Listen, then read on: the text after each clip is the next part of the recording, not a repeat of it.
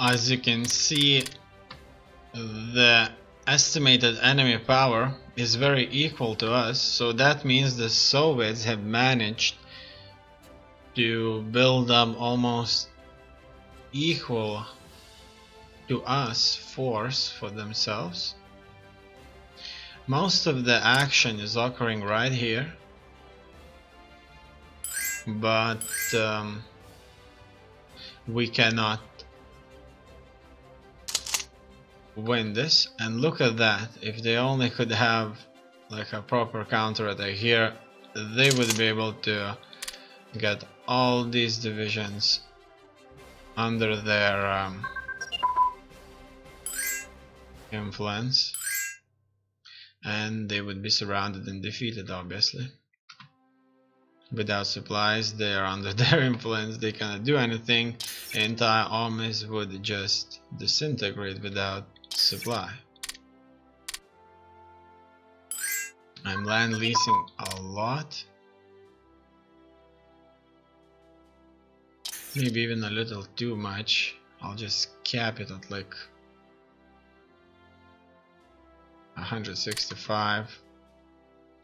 Once again, we're suffering from supplies, we don't have anything. So it's unclear, if I would send all those tank divisions that I currently have built, would they really make an impact if my units don't have supply? Look at that, we're squeezing them in more and more and more now.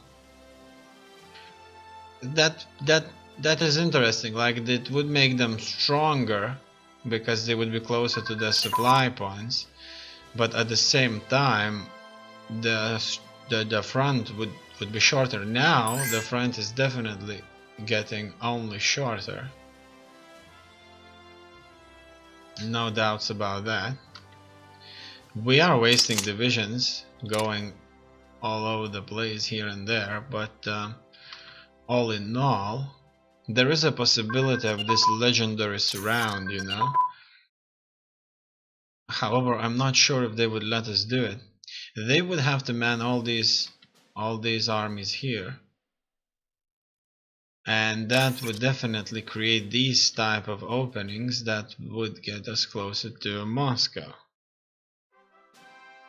And we are pretty close now. Look at these French troops, they're just 2 provinces from Moscow. And our victory. And they have even less will to fight. So we won't even have to take Moscow if we make more and more favorable battles. And it looks like this is exactly what we're doing. In the last year in this southern area we have made a massive advance. These troops are advancing in an uncontested territory. They have divisions all over the place here too, but even the big surround is a distinct possibility. And if it won't happen, we're just going to spread. So eventually these divisions would go loose here and it would just gather points that we would use to win, make them surrender.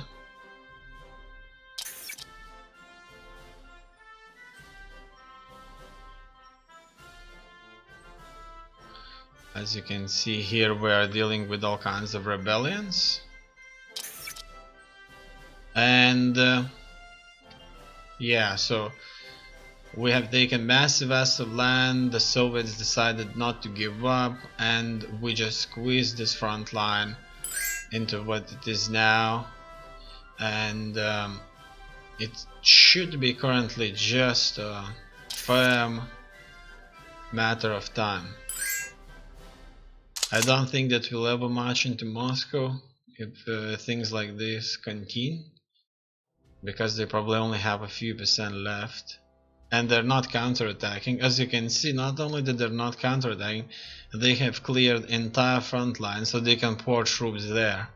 They're pouring troops in the east, and this will make sure that we surround them. And by using that, I'm going to issue a blitzing stance. Their estimated power have decreased, and with the blitzing stance we will be moving further in.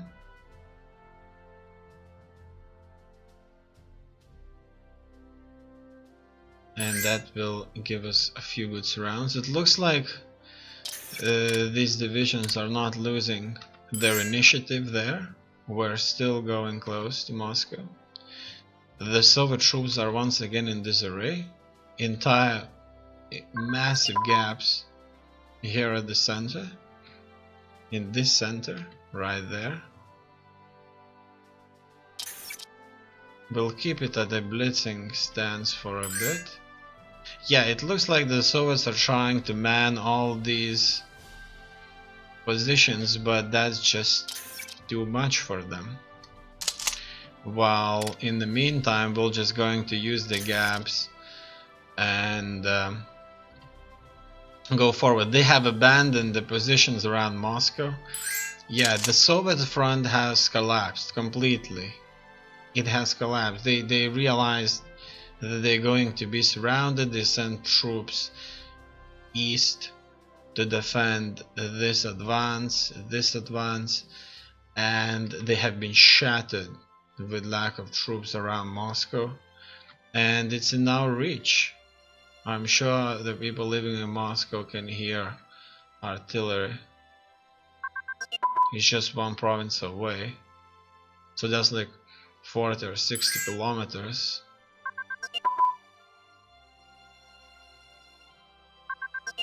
And we have breached the entire front line. It's collapsing.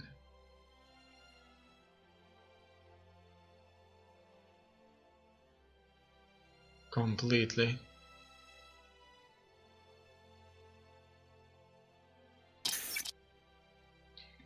We have installed democracy on Soviet Union, and France has puppeted Mongolia. So the borders go back. The Soviet Union is now a democratic nation.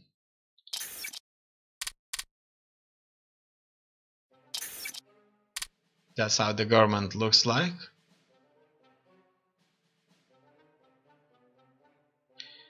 He's the new leader. Social liberals.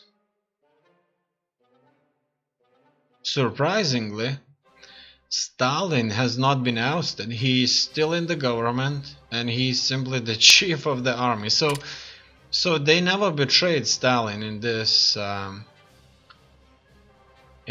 event. They never betrayed him. And as you can see, all those Soviet divisions that stopped fighting, they are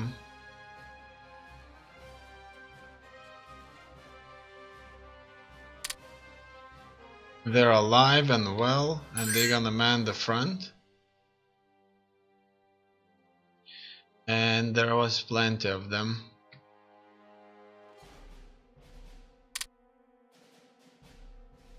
That's it. We have won the World War II, and we have defeated the only enemy that would have otherwise could have